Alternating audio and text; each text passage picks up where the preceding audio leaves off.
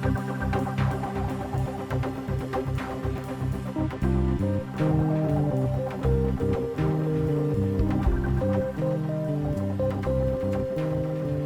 there, everybody, and welcome back to the Growing Band Director podcast. My name is Kyle Smith, and joining me is my friend and colleague, Jeff Smith. Our mission is to share practical advice and explore topics that will help every band director, no matter your experience level, as well as music education students who are working to join us in the coming years. Together, we will discuss many aspects of a well-rounded band program, but most importantly, we will discuss concepts that help us all improve our own programs each and every day. Always remember the famous quote by Ray Kroc, "When you're green, you're growing, and when you're right, you rot." Let's get started.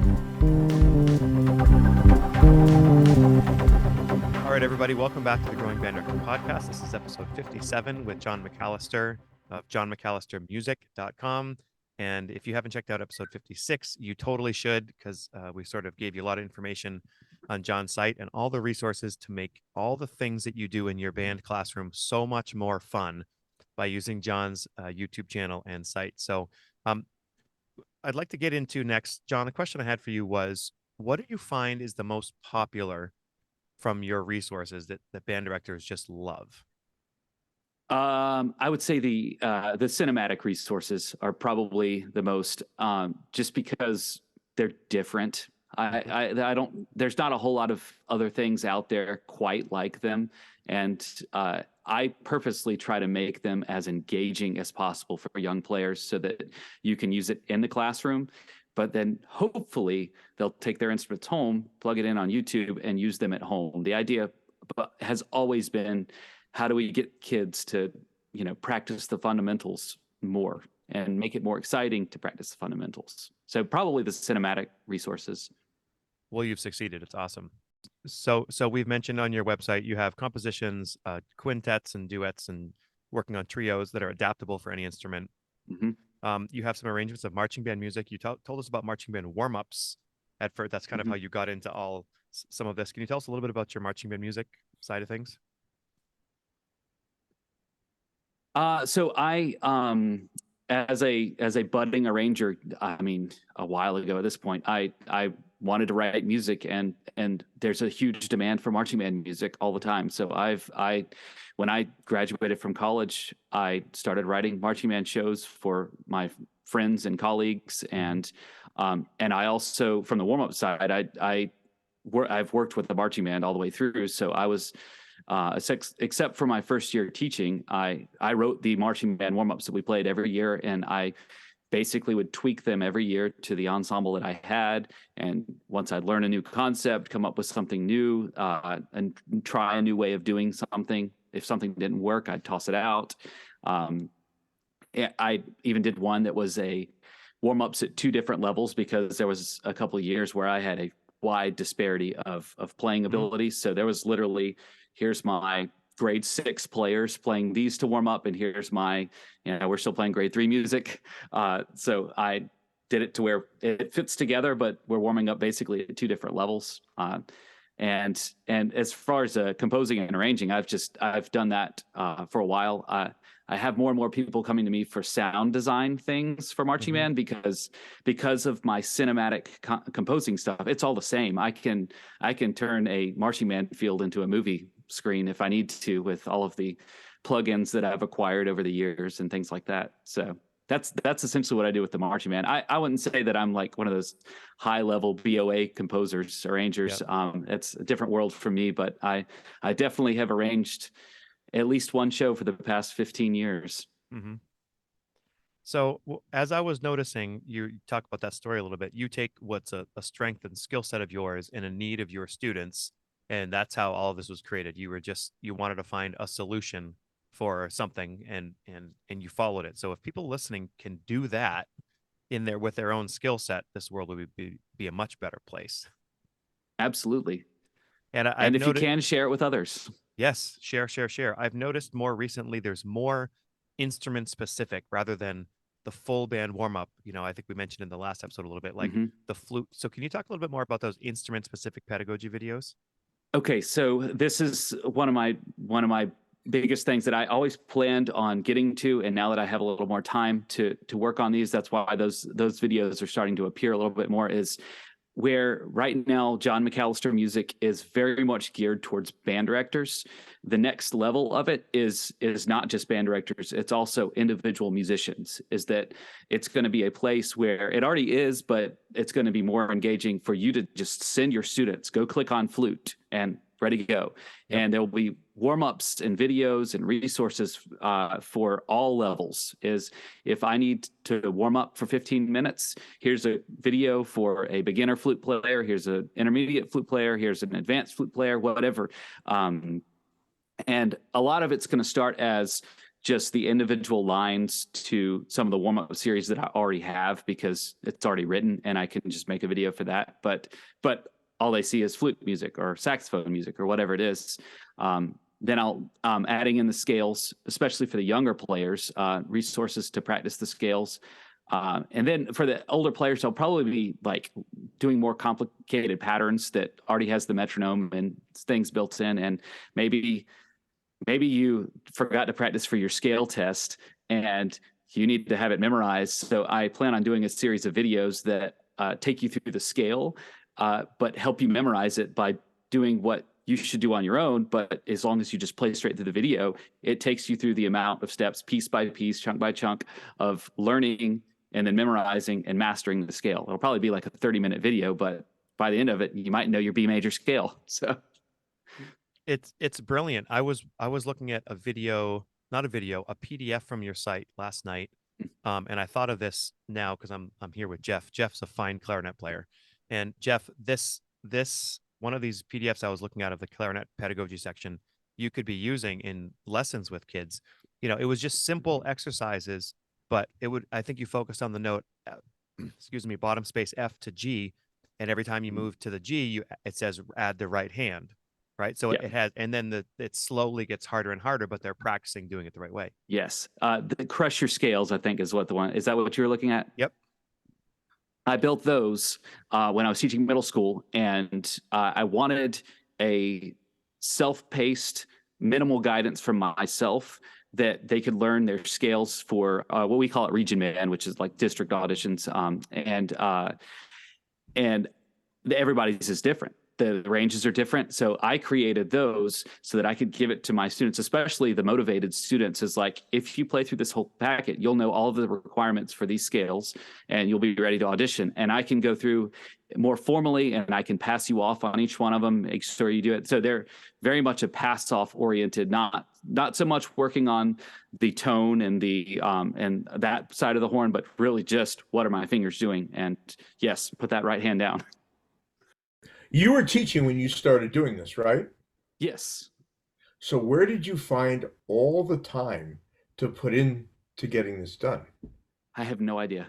Just worked hard. I really don't. I think I'm a workaholic, I guess. Okay. I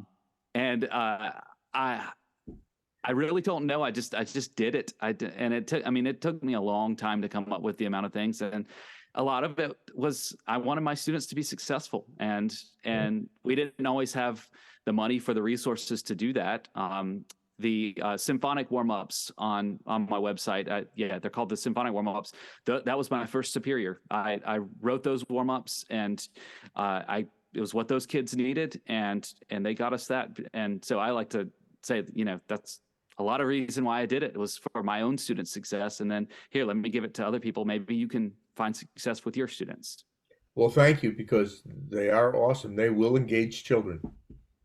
Awesome. I'm glad to hear that. John, do you find when you're asked that question and you had like, okay, I have to spend time at night working on whatever, that sometimes it doesn't feel like work?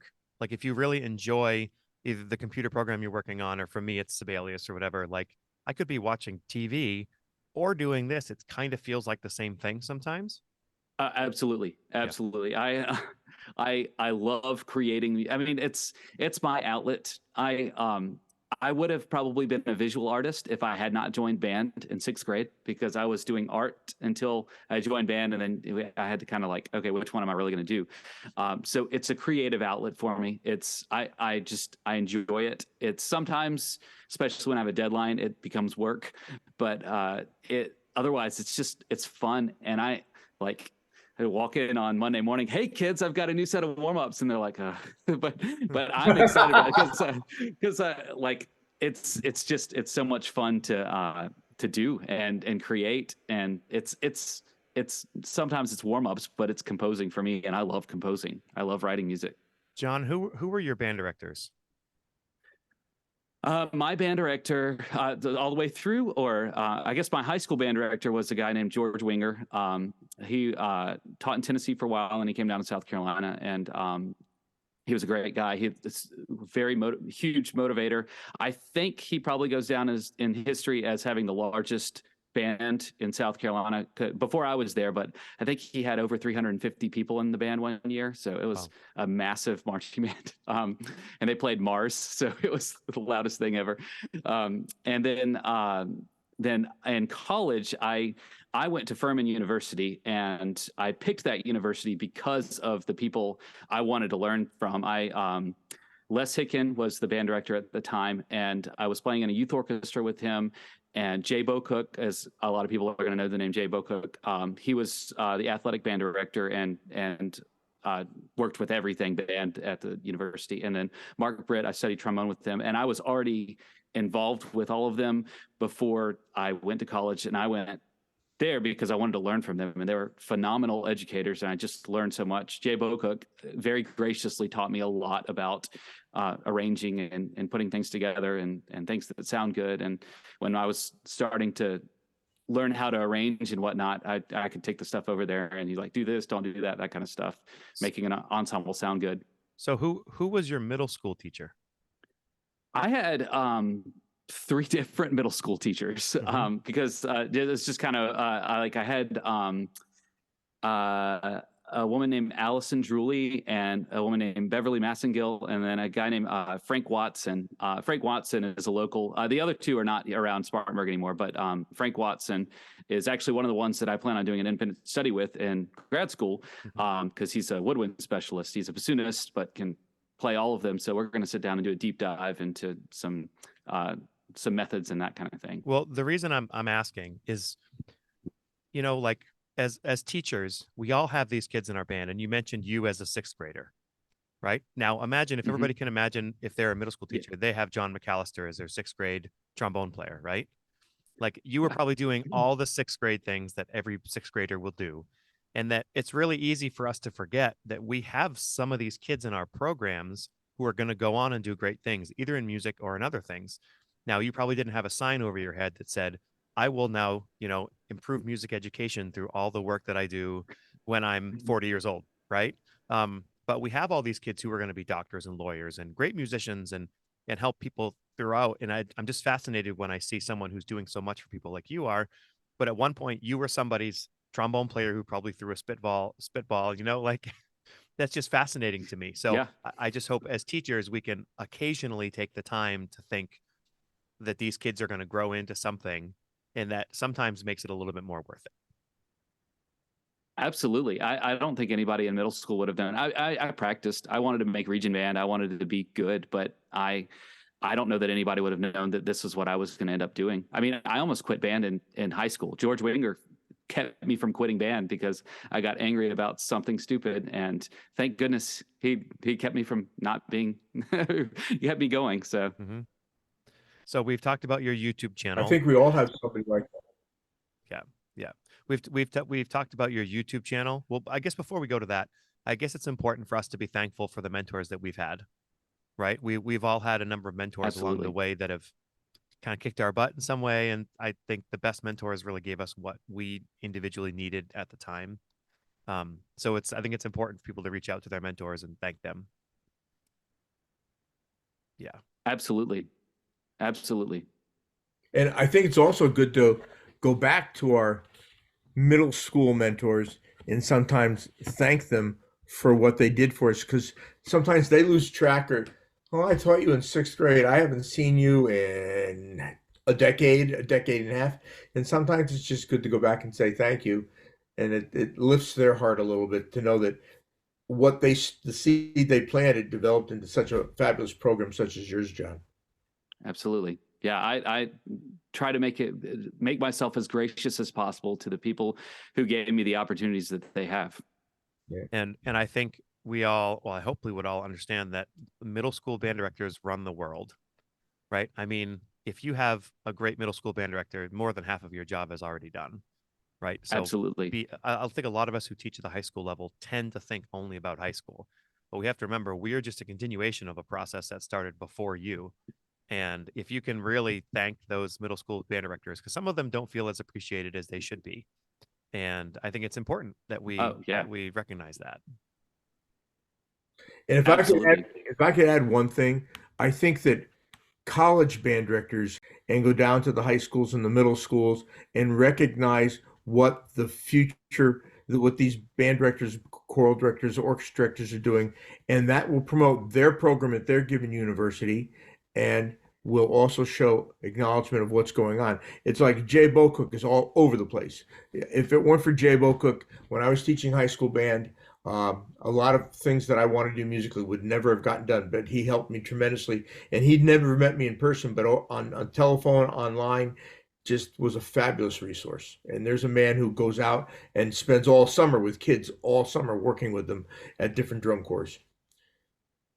Absolutely. So, John, what on your website is there anything we haven't talked about that you're excited about that you'd like people to know about? Um, one thing that I'm doing that I spend a lot of time on. I don't know if people use it. I honestly I don't have a lot of feedback on it, but I do write some of the cinematic accompaniments for actual pieces that I've composed that especially the younger level, that people can play along with that and they can send their students home to practice along with that. I have a lot of fun doing that. I don't know, sometimes because I don't like promote it or anything, so people don't necessarily know that it's there, but there are some of the pieces that have those. Trying to think. I mean, we've kind of hit most of everything that is pretty prominent on there. I have another way of asking it. Sure. If you'd like. So say driving in the car right now is a first, a second, or third year band director, and they're like, wow, some of this stuff sounds great. So if you were in their shoes and you could give them a prescription, like you should do this, this, and this, should they use stuff from their site? What should they do? If they are, you said middle school band director? Sure, let's go middle school. Yeah, we'll start with middle school. I would say go straight to the foundation warm-ups and start there. If you click on the warm-ups tab and you start just basically working your way up through those and use them in class, maybe play them first, hand them out to the kids. Don't necessarily tell them what they're all about, and then surprise them with, oh, by the way, we can play this with a cinematic recording when you want to kind of blow their minds, and then work your way through each of those types of things, and work your way up the levels of it. So I would say that's probably the best thing, but also take a look over at the adaptable music. That's probably one of the biggest things that I hope people learn about, because most of it's for sale, but I sell it for quintet prices. So you can buy a piece that you could use for any small ensemble or full band for like $5. Yeah. So going over there and using those resources to help develop musicality and musical skills, and getting them excited about being able to learn and play music, because I have music on there for all levels, from literally the very beginning all the way up to definitely high school level ensembles in that. So what should high school teachers who have never used your music and are intrigued, what should they use? High school, if they use some of the warm-up stuff, definitely go for some of the later series in the warm-ups. Some of the fundamentals and the scales and technique is definitely more geared towards the high school level. There's not a whole lot of music, and there's some, but most of my music that I've composed is for the younger levels at this point. That'll change over the coming years, but adaptable resources as well for the high school, because when I do some of these classical tunes, they're as close to a transcription as I can get. So some of those are going to be more difficult. And the idea behind that is chamber music, is get your students involved in chamber music. You can play it as a full ensemble and then say, go play music with your friends. And that's probably the best high school resource that I have on there, is all of the adaptable quintets. Because even some of them are easier. They're as difficult as you make them, and they don't have to be hard for you technically to make music out of it. A lot of them are folk songs and things like that. Go make some music and have fun. Play gig. I think people need to play easier music in general, right? Yeah. I mean, when you play quote unquote easier music, you get to play music better. I Absolutely. think we get caught in this, like, how hard can we play? But can you play something easier really well is a really valuable lesson.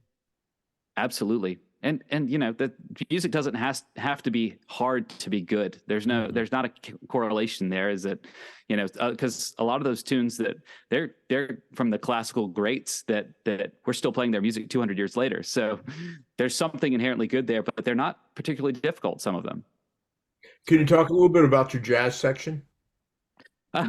Yeah, there's not a lot on the jazz section. That's something that I really need to develop. I just have a few little resources here and there that I've kind of come up with over the years. There are, if you dig through my YouTube, there are some improv tracks. I don't have the best resources to create great sounding jazz accompaniment play-alongs, but I do to make it lo-fi, which is apparently a thing that kids are into these days. So these like lo-fi play-alongs that are swing, and they are, they use all the jazz chords, the similar things you do. They just have kind of a different feel to it. And so I started making, especially during during COVID, when we were all separated and whatnot, I was creating a lot of those things so that students could practice improv, especially the lo-fi, because they like that. So it's kind of a fun way to practice that. So there are definitely some of those resources. I think if you go in the cinematic series tab, and there's towards the bottom of that, you can find some of the improvisation resources, which is kind of jazz. And the jazz section really just has some charts for like circle of fourths and some major scales type practice, that when you're learning how to improvise, that kind of thing. Mm-hmm. Somebody else who used the phrase circle of fourths. I always use circle of fourths, and everybody says it's circle of fifths, and I get the difference and all that, but like, I'm just glad to hear you say circle of fourths. Well, I the strings people, and in theory class, it's the circle of fifths, but right. In band, when we're teaching them the order of flats, it's the circle of fourths. Yeah, but to me, like, C to F is a fourth. They'll say, yeah, but if you go down, it's a fifth. Well, I know, but anyways. Okay, so as we start wrapping up, I wrote down here, I'm wondering, do you have any common traits that you've seen in band programs? Just, this is outside of sort of your work, but in general, some things you see in quality programs, their teachers or how their programs are set up or anything.